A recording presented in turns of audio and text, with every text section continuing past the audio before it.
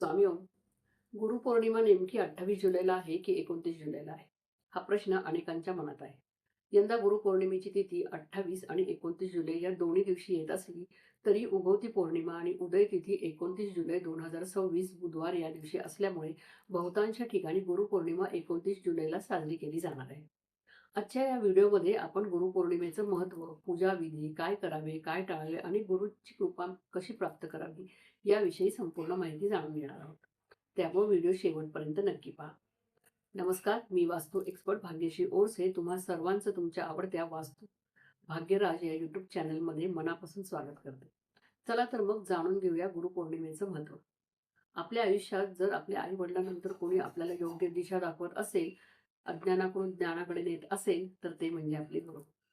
म्हणूनच वर्षातील सर्वात पवित्र दिवसांपैकी एक म्हणजे गुरुपौर्णिमा. गुरुपौर्णिमा म्हणजे काय?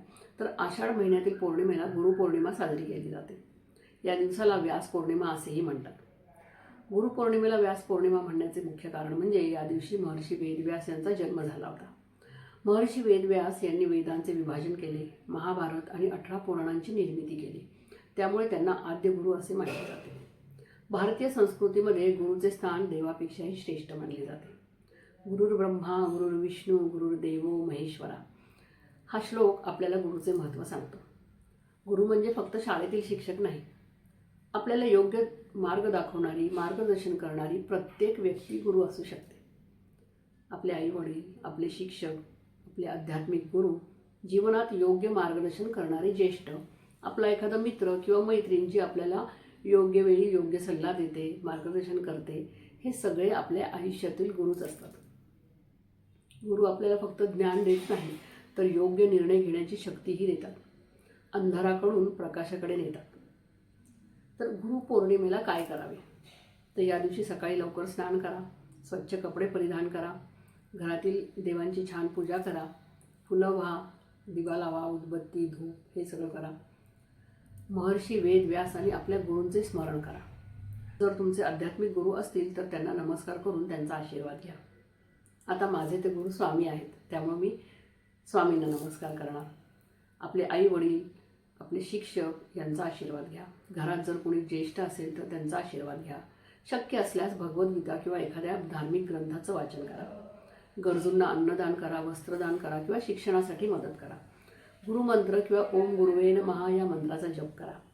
गुरुपौर्णिमेला काय टाळावं? तर या दिवशी कोणाचाही अपमान करू नका. आपले आई वडील, आपल्या गुरूंशी वाद घालू नका. कोणाचा राग किंवा नकारात्मक विचार करू नका. आता ज्योतिषशास्त्रानुसार त्याचं काय महत्त्व आहे? तर ज्योतिषशास्त्रामध्ये गुरुग्रह हा ज्ञान, भाग्य, विवाह, संतान, शिक्षण आणि समृद्धीचा कारक मानला जातो. या दिवशी गुरुग्रहासाठी प्रार्थना केल्यास मानसिक शांतता, ज्ञान आणि सकारात्मक ऊर्जा मिळते अशी श्रद्धा आहे. साधे उपाय म्हणजे काय करायचं? तर गुरुपौर्णिमेच्या दिवशी देवाला पिवळी फुलं अर्पण करा, हरभऱ्याची डाळ किंवा पिवळे फळ दान करा, हळदीचा टिळा लावा. आणि गुरुपौर्णिमा हा केवळ एक सण नाही तर ज्ञान, संस्कार आणि कृतज्ञतेचा उत्सव आहे. तुमच्या आयुष्यात ज्यांनी तुम्हाला योग्य दिशा दिली त्यांना आजच्या दिवशी मनापासून धन्यवाद नक्की द्या. जर हा व्हिडिओ तुम्हाला आवडला असेल तर तो लाईक करा, शेअर करा, सेव्ह करा आणि अशाच माहितीसाठी वास्तू भाग्यराज या चॅनलला सबस्क्राईब करायला विसरू नका.